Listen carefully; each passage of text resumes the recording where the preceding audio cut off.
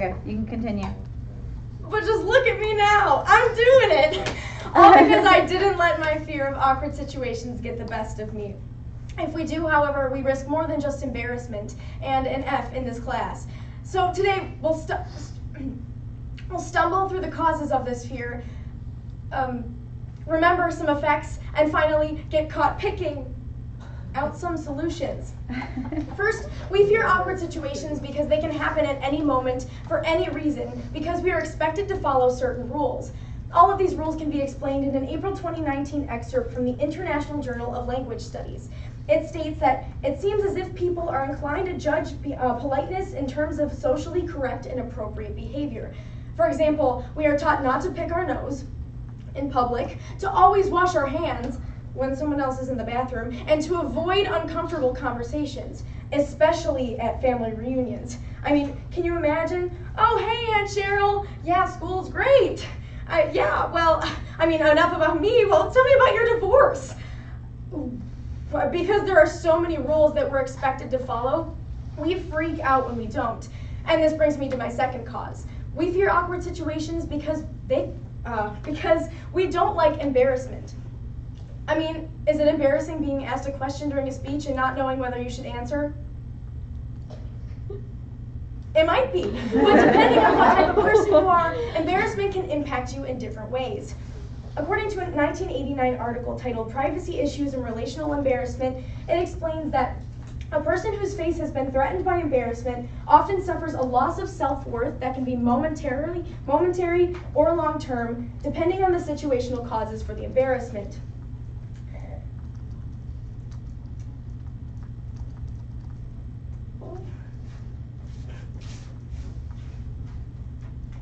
What this means is that an exposure to awkward situations can cause embarrassment and potentially leave a person emotionally scarred, fortifying our fear of awkward situations.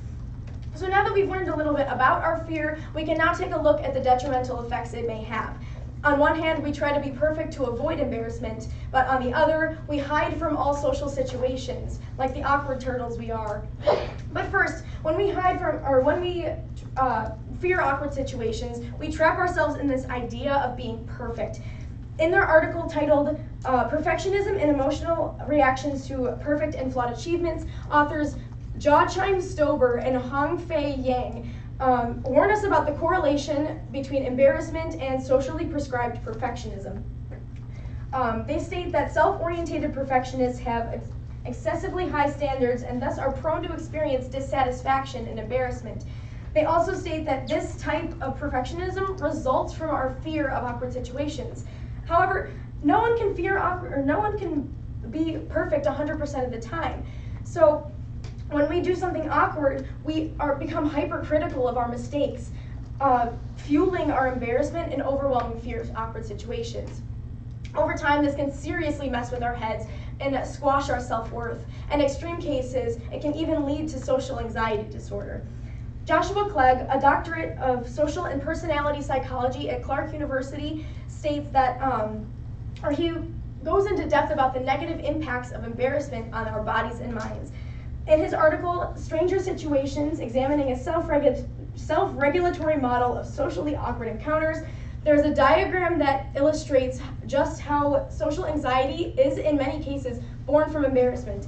And I apologize if you cannot see it. It's a little confusing, but there are three main functions on this diagram: the directive function, the regulatory function, and the control function, or the action, the social monitoring of the action, and the control you have over said action.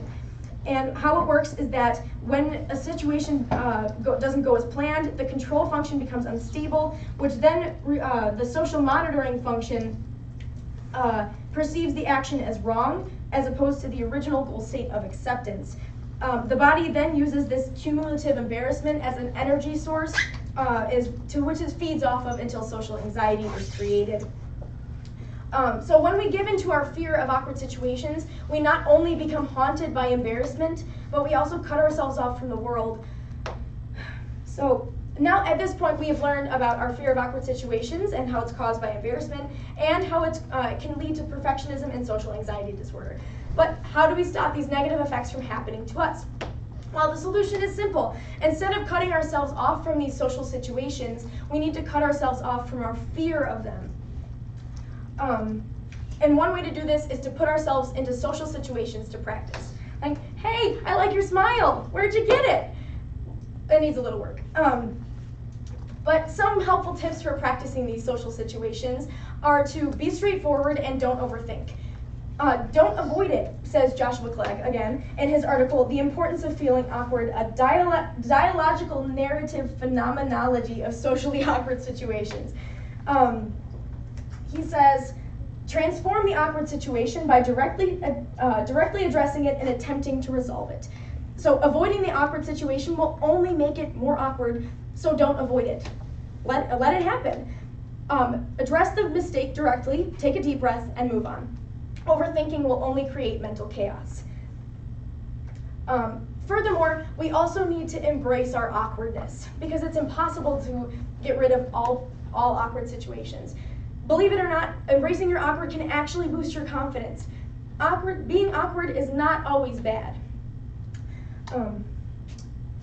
Embrace your awkward. In this article from Management Today, it's titled, How to Make the Most of Awkward Situations. Awkwardness is pretty much inevitable, so we should try to take advantage of it. The title speaks for itself. Author Stephen Jones also points out that the importance of remembering that everyone is human and everyone makes mistakes. He says that stupid things happen to absolutely anybody. So don't play that awkward moment in your head over and over again. Instead, let it happen. The more we realize that awkward situations are a part of human nature, the more we accept them. So today, we've learned that we as a society have a fear of awkward situations. It's not only caused by we are constantly being embarrassed and judged for behaving normally. And when we don't, it can lead to perfectionism and social anxiety disorder. But the most important thing we've learned today is how to overcome this fear and why we should. Remember that everyone is human and everyone makes mistakes. So I challenge all of you to get better at your communication skills and embrace your awkwardness. And so the next time your Aunt Cheryl starts talking about your sex life, you can awkwardly but quickly redirect the conversation. And it might be awkward, but remember, that's okay.